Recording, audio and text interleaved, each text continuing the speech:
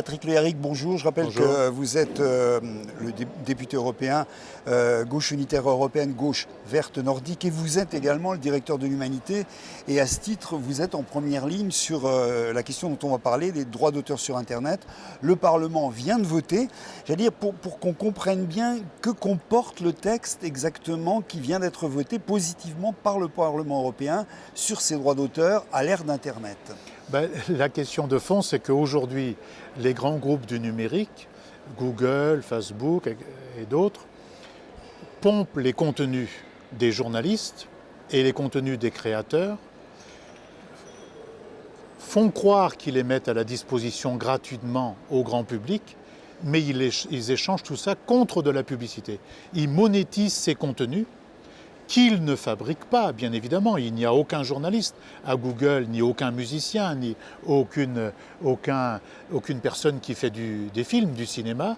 Ils pompent donc le travail des autres et font leurs recettes avec de la publicité. Et du même coup, ils assèchent les recettes publicitaires qui doivent aller dans les journaux. Et là, la question, aujourd'hui, avec la directive droit d'auteur, droit voisin, elle vise à demander aux grands groupes du numérique de rémunérer les éditeurs, les créateurs, les journalistes sur les profits qu'ils font à partir de ce pillage de la valeur de création qu'ils font quotidiennement. Rappelons que ça touche sur des sommes considérables. Eh bien, il faut savoir que pour les créateurs et la culture, la valeur est de 532 milliards d'euros dans l'Union européenne. 532 milliards d'euros. Et il y a plus d'emplois aujourd'hui dans le secteur de l'industrie culturelle qu'il n'y en a dans l'automobile et les télécoms réunis. Par conséquent, c'est un secteur extrêmement important. Or, si on continue d'assécher la culture, les créateurs, les producteurs de films, les journaux, eh bien, on est en train de créer un système qui va totalement s'effondrer. Et au bout du bout, c'est l'uniformisation de la culture et de l'information qui sont là. Alors, qu'est-ce que va permettre ce texte? Il va falloir qu'il soit bien sûr adapté dans les législations nationales, comme d'habitude. Comment est-ce qu'on peut imaginer qu'il va changer les choses, notamment dans la presse? Dans la presse, on va créer dans chaque nation, en France en tout cas, on va créer une structure qui ressemble un peu à la SACEM pour les auteurs, compositeurs, auteurs, interprètes, et on va demander à l'État français d'aider à créer cette même structure. Cette structure, elle regardera ce que prennent les grands groupes du numérique, et tel ou tel groupe du numérique contribuera à cette caisse, et cette caisse répartira l'argent ainsi récupéré. Ça peut être tout de même un bol d'air réellement, financièrement, dans la comptabilité, dans le fonctionnement de la presse à l'heure actuelle, qui est en difficulté, on en a parlé.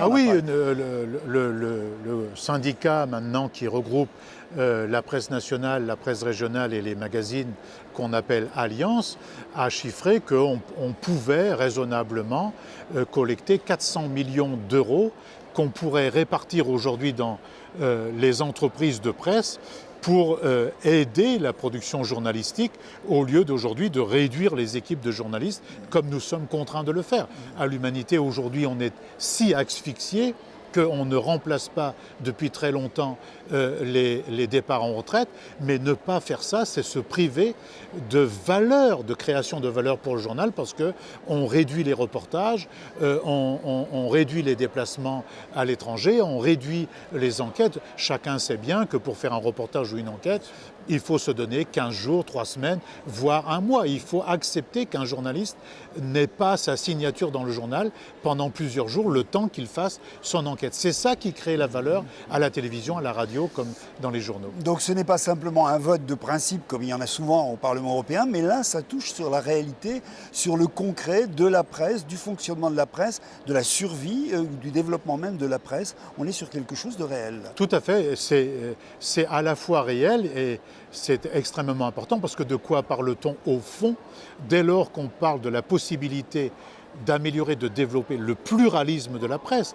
et la valeur de l'information que produit la presse, comme les créateurs d'ailleurs, mais pour ce qui nous concerne, les journaux, les radios et les télévisions, eh bien ça aboutira au fait qu'on va améliorer la possibilité pour les citoyens de se faire leur opinion. Tel ou tel journal fera des enquêtes avec des angles différents, avec des points de vue différents vraisemblablement, mais c'est ça la richesse démocratique qui permet aux citoyens de se faire son opinion par lui-même. C'est aussi une manière, bien sûr, de renforcer la presse indépendante et le secteur de la presse et de dire, parce que c'est quand même ce que c'était devenu, la presse, les grands groupes dont on parle, les grandes plateformes Internet, devenaient elles-mêmes les grands éditeurs mondiaux finalement. C'est une manière de reprendre la main sur l'origine et la manière de faire l'information aujourd'hui dans le monde. C'est ça, c'est ce qui est en cours, parce que on ne peut pas laisser croire à